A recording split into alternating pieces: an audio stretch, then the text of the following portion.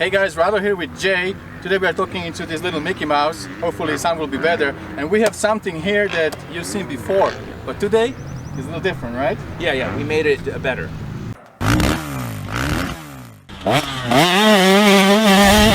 Alright Jay, so tell me how much better this bike is and what has been done to this little Red Ripper.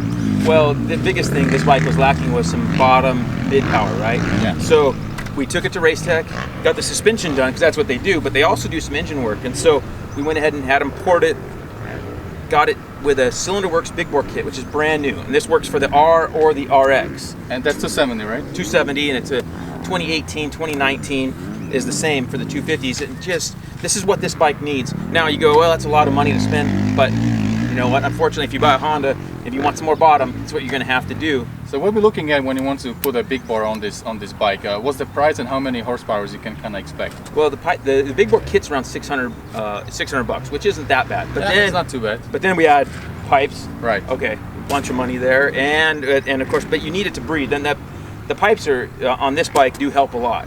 Where a lot of the bikes it doesn't make as big a difference. On this one, it really wants to breathe more, so it needs the pipes. And then we also added a Vortex, so we wanted to map it to it. Right. And so with us, we're in the 4 to 5 horsepower up range on this thing, especially in the bottom. Yes, right? Yeah, and especially at half throttle. He actually dynos at half throttle, so that because that's where a lot of times you're in the meat of the power as you're rolling on. So you want to kind of know what it does half, and at half throttle, the beginning part of the torque and horsepower is substantially bigger. Oh, that's and cool. Not just the wide open. So big improvements in power. So I'm looking forward to seeing what you think of it, because you got a bunch of time on this bike. So it'd be great to see what you think of this improvement. Last time when I did a review, I said that I didn't like the bottom power, and also suspension wasn't great for a slow riding, like on the trails. It was a little too stiff. So now, you think the suspension will be better, or is it tuned for motocross?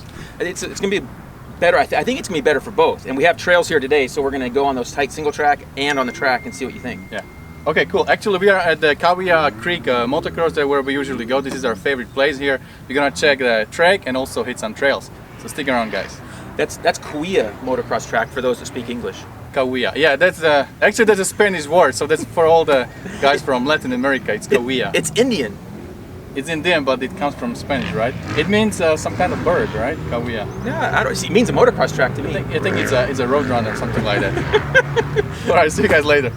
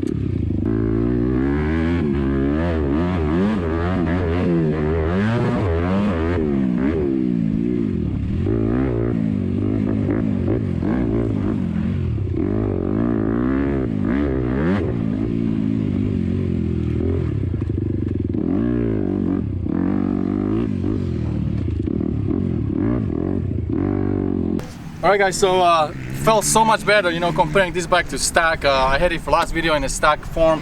Now we get this extra, you know, 20 cc plus the Vortex ignition and the FMF pipes. Really, you can tell the difference. On the track, it was amazing. Really, you know, coming from those turns, you can tell that there is this extra horsepower in the bottom, and just felt so much better than stack. So I don't know, you know, if you guys pick up one of these bikes and maybe ride it for a season or two in the stack form, and then throw some big bore in, and you're gonna get like completely different animal. And it also felt pretty good on the trails. You know, I was lacking a little bit bottom when I had in the stack form before, but now with that extra, you know, little punch on the bottom, also on the trails, it felt pretty good. It was following the gas from the low RPM. Before it was more of a rever, you wanted to keep it on the high RPM. Now it kind of becomes more of a wide range. You can be in, you know, low RPM, mid RPM, and it just felt so much better. So definitely, you know, throwing a little extra into this 250 Little Ripper pays off. Alright guys, that's about it for today, and don't forget, whatever you do, stay motivated. See you guys later.